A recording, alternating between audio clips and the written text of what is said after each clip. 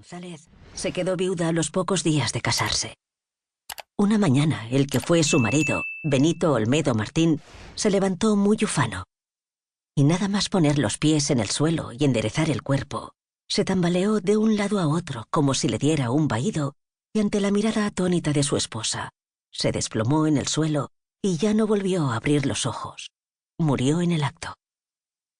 Le dijeron a doña Celia que le había dado un ataque al corazón, que lo tenía muy débil, igual que lo había tenido el padre del difunto, que también había dejado una viuda muy joven, pero con el vientre lleno. Doña Celia no tuvo esa suerte, y se quedó sin marido y sin hijo en el vientre.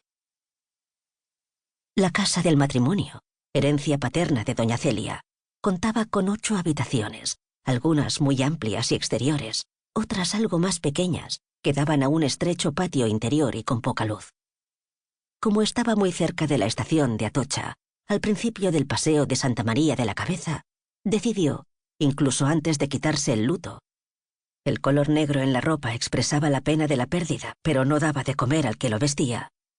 Abrir una pensión en la que daría alojamiento y las 3 comidas, además de limpieza y buen trato. Durante años regentó la pensión La Viuda, que fue el nombre que le dio a la casa de huéspedes. Con su buena mano en la cocina y su trato casi maternal, se hizo con una clientela constante, convirtiéndose muchos de ellos en fijos o habituales. Lo único que exigía, además del pago del mes por adelantado, aunque es justo decir que en ocasiones fue bastante tolerante con algún que otro infeliz, consciente de que podía estar pasando por ciertos apuros, era la puntualidad con los horarios de las comidas y, sobre todo, decoro en las alcobas. Nada de escándalos ni indecencias. En su casa no, decía con vehemencia, al que pillaba en alguno de esos deslices propios de lo que ella consideraba la débil naturaleza del hombre. Las cosas le fueron muy bien hasta que llegó la guerra. Entonces empezó a tener problemas.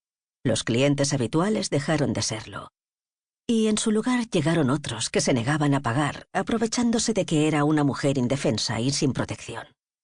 Además, tenía muchas dificultades para poner comida en los platos o jabón en el aguamanil. Con demasiada frecuencia y durante demasiado tiempo había cortes de luz y de agua. Todo escaseaba, y así era casi imposible mantener un negocio como el suyo. Así que no le quedó más remedio que cerrar las puertas de su pensión, replegarse sola en su piso, en donde se mantuvo durante toda la guerra agazapada como un animal asustado, malviviendo o sobreviviendo, y rezando mucho hasta que llegó el generalísimo, que sacó a Madrid de tanto apuro. Una vez restaurada la normalidad, pensó en reabrir las puertas de la pensión, pero gran parte de la energía que en otros tiempos le había mantenido despierta y activa durante horas, atendiendo los quehaceres propios de la casa y la cocina, se la había dejado a jirones a lo largo de interminables meses de encierro y hambruna.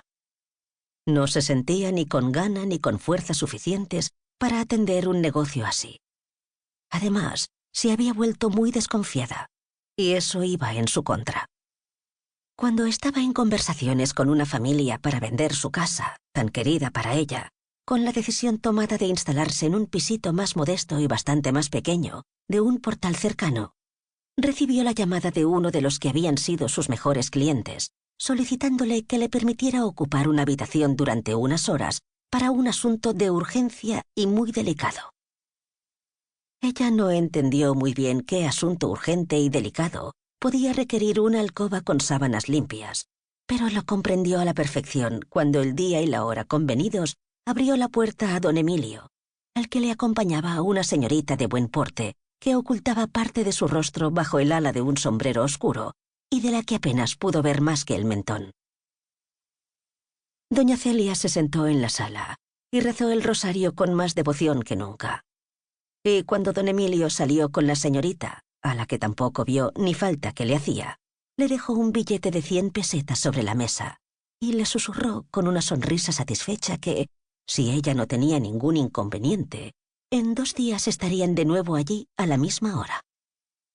Doña Celia se santiguó, cogió el billete, se lo guardó y le dijo a don Emilio con voz muy grave y gesto serio: «No se olvide, don Emilio, de que esta es una casa decente. Tan solo le ruego eso».